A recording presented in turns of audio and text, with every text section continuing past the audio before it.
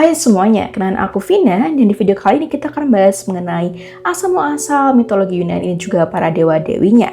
Bagi kalian semua penasaran, tanpa berlama-lama lagi, langsung aja kita ke pembahasan videonya. Bagi kalian yang udah sering nonton Percy Jackson atau World of Titan, pasti tidak asing dengan nama-nama seperti Zeus, Poseidon, Apollo, dan juga Athena. Nah, nama-nama tadi yang sudah aku sebutkan merupakan nama dari dewa-dewi yang ada di mitologi Yunani.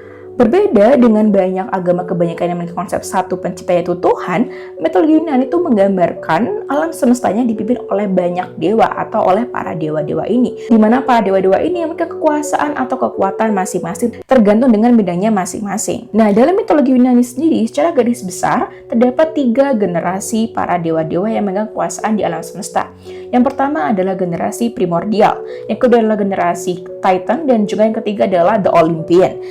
Nah, pada mulanya alam semesta hanya ada void. Void itu merupakan sebuah kehampaan. Lalu dari void tersebut muncullah chaos. Chaos merupakan jurang tak terbatas dan penuh kehampaan yang belum terbentuk, di mana chaos ini mengandung potensi segala sesuatu yang akan terjadi nantinya. Nah, dari chaos itu kemudian muncullah entitas-entitas lainnya. Yang pertama adalah Gaia, di mana Gaia merupakan dewi ibu. Dewi yang menciptakan bumi itu sendiri. Setelah Gaia muncullah Tartarus. Tartarus merupakan jurang terdalam yang gelap gulita di bawah bumi, yang merupakan sebuah tempat atau penjara bagi yang terkutuk dan sumber kegelapan. Nah, Tartarus ini biasanya digunakan untuk mengurung monster-monster jahat atau entitas-entitas yang jahat. Kemudian setelah Tartarus muncullah Eros. Eros merupakan dewa cinta. Nah, dewa cinta ini selalu disimbolkan dengan panah dan juga obor. Tanpa Eros tidak akan ada penciptaan lanjutan. Kemudian muncullah Erebus. Erebus merupakan dewa kegelapan, sebuah perwujudan kegelapan yang gelap. Kemudian ada Nyx, yaitu dewi malam, perwujudan malam yang pekat. Nah, kemudian Nyx dan juga Erebus ini bersatu, yang kemudian melahirkanlah Aether, yaitu cahaya atas. Kemudian ada Hemera, yaitu dewi hari.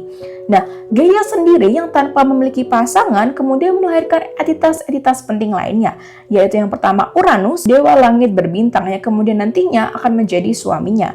Yang kedua adalah Pontus, yaitu dewa laut. Yang ketiga merupakan Aurea, yaitu dewa pegunungan. Kemudian, dengan munculnya langit dan bumi, barulah terbentuklah alam semesta yang mengakhiri dari kehampaan chaos. Lalu setelah itu Gaia dan Uranus menikah yang akhirnya melahirkan 3 entitas. Yang pertama adalah The Titan, Cyclops, dan juga Hekatonchires. Dan di mitologi Yunani sendiri, pernikahan incest itu merupakan pernikahan yang sudah wajar atau memang sering terjadi, guys. Nah, Gaia sendiri melahirkan 12 Titan yang terdiri dari 6 Titan pria dan juga 6 Titan wanita.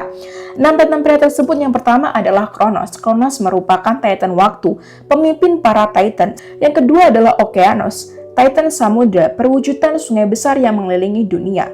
Yang ketiga adalah Koios, Titan akal, kecerdasan, dan juga pertanyaan. Yang keempat adalah Krios. Krios merupakan Titan pengawas ternak dan kawanan. Yang kelima adalah Hyperion.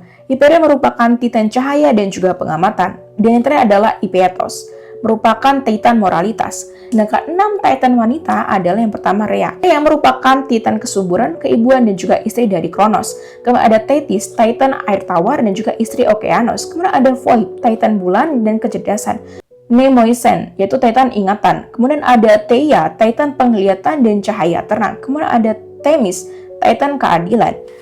Nah, selain para Titan, aku juga sudah menyebutkan bahwa Uranus dan juga Gaia juga melahirkan entitas mengerikan lainnya, yaitu Cyclops. Cyclops merupakan 3 raksasa bermata satu yang terampil dalam pandai besi dan menciptakan petir, yang terdiri dari 3 Cyclops, yaitu Brontes, Teropes, dan juga Arges. Kemudian ada Hekatonchires. Hekatonchires merupakan 3 raksasa dengan 100 tangan dan 50 kepala, yang terdiri dari 3 juga, yaitu Briareus, Cottus, dan juga Geis. Nah, Uranus sendiri memiliki ketakutan pada potensi anak-anaknya, yang membuat Uranus mengurung anak-anaknya kembali ke rahim Gaia atau mengurung ke Tartarus setelah mereka dilahirkan. Nah, hal tersebut membuat Gaia itu sakit hati dan akhirnya meminta para anaknya untuk menggulingkan Uranus. Namun, hanya Kronoslah Titan termuda dan paling ambisius yang berani untuk melakukannya. Dengan sabit yang diberikan oleh ibunya, Kronos mengamputasi Uranus dan mengakhiri kekuasaan dari ayahnya. Nah, setelah menggulingkan Uranus, Kronos mengambil alih kekuasaan sebagai penguasa alam semesta dan kemudian menikahi saudarinya bernama Rhea. Tetapi Kronos itu juga memiliki sebuah kekhawatiran karena ada sebuah ramalan yang mengatakan bahwa ia akan digulingkan oleh salah satu anaknya, sama seperti ketika ia menggulingkan ayahnya Uranus.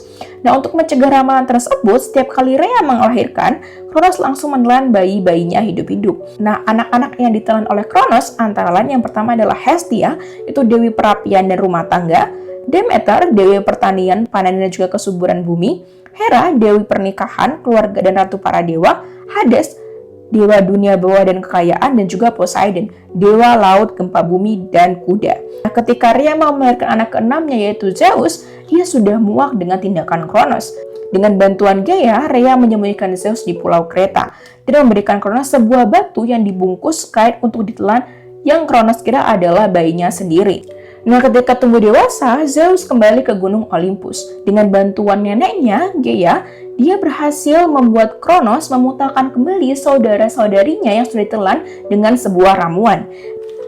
Nah, dari kejadian ini kemudian menimbulkan sebuah perang bernama Titanomakhia. Titanomakhia merupakan sebuah perang besar antara dewa lama, yaitu para Titan yang dipimpin oleh Kronos, melawan dewa baru, yaitu para Olympian yang dipimpin oleh Zeus. Nah, perang ini berlangsung selama 10 tahun dengan penuh kehancuran.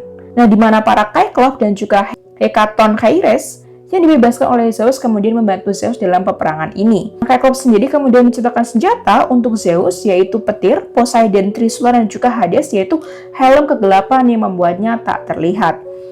Nah, akhirnya para Olympian tuh memenangkan perang ini, guys. Di mana sebagian besar Titan yang kalah kemudian dikurung kembali ke Tartarus. Nah, setelah kemenangan yang gemilang, Zeus dan juga para saudara-saudarinya kemudian membagi kekuasaan di alam semesta ini, di mana mereka kemudian mendirikan markas besar di Gunung Olympus dan menjadikan Gunung Olympus sebagai kediaman para dewa dan dewi. Nah, dewa-dewi dari The Olympus ini kemudian disebut sebagai The Olympian 12, di mana ini merupakan dewa-dewi yang paling berpengaruh dan juga terkenal di mitologi Yunani. Di mana sebenarnya anggota inti dari dewa-dewi ini sangat bervariasi tergantung dengan sumber dan juga kepercayaannya. Tetapi umumnya meliputi ke-12 dewa ini. Pertama merupakan Zeus. Zeus merupakan raja para dewa yang bisa juga dikenal sebagai dewa penguasa langit, guntur, dan juga petir, di mana dia itu sangat terkenal dengan kekuasaan dan juga banyak perselingkuhannya. Yang kedua adalah Hera. Hera merupakan ratu para dewa yang juga dikenal sebagai dewi pernikahan, wanita, kelahiran, dan juga keluarga, di mana ia juga dikenal karena kecemburuannya atas perselingkuhan yang dilakukan oleh Zeus. Yang ketiga adalah Poseidon. Poseidon merupakan dewa laut yang biasanya disimbolkan dengan Trisula. Keempat adalah Hades. Hades merupakan dewa dunia bawah atau juga biasa disebut dengan dewa kematian dan juga kekayaan bawah tanah.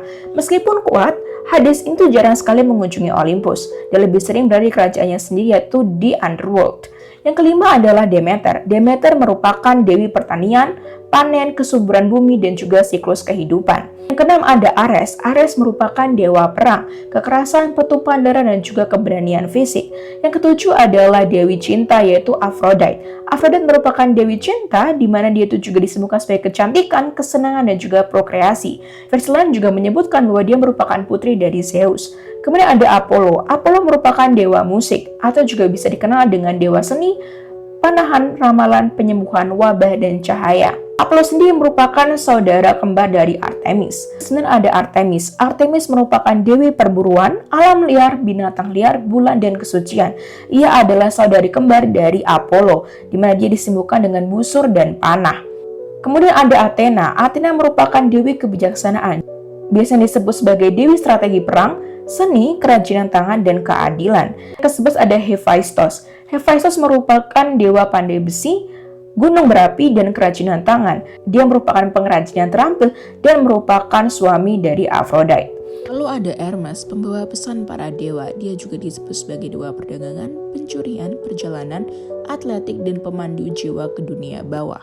Dalam beberapa sumber juga mengatakan bahwa Hestia, yaitu dewi perapian, terkadang digantikan oleh Dionysos. dalam daftar 12 Olimpian. Dionysos sendiri merupakan dewa anggur dan juga kegilaan. Tersebut dikarenakan Hestia konon mengalah dan menyerahkan krusnya agar Dionysos bisa bergabung. Nah, tokoh penting lainnya yang sering muncul dalam kisah mitologi Yunani sendiri ada yang pertama Persephone. Persephone merupakan istri dari Hades, yaitu ratu dunia bawah. Hekate, dewi sihir, persimpangan jalan, dan nekromansi. Nymphs, roh alam yang terkait dengan mata air, pohon, dan juga pegunungan, dan juga satir, makhluk setengah manusia, setengah kambing yang suka berpesta dan nakal. Nah guys, itu tadi merupakan kisah asal mula penciptaan dari dunia mitologi Yunani dan juga para dewa-dewinya. Gimana menurut kalian? Apakah kalian percaya mengenai kisah dari para dewa-dewi mitologi Yunani ini? Gitu. Aku sendiri mau mengucapkan maaf kalau misalnya tadi dalam perkataan atau menyebutkan nama dari dewa-dewinya aku masih banyak yang salah. Jujur aku sangat excited untuk melihat komentar dan juga perspektif kalian tentang kisah dari mitologi Yunani ini. Aku Vina, terima kasih sudah menonton video kali ini. Pamit undur diri dan sampai jumpa di next video selanjutnya. Bye!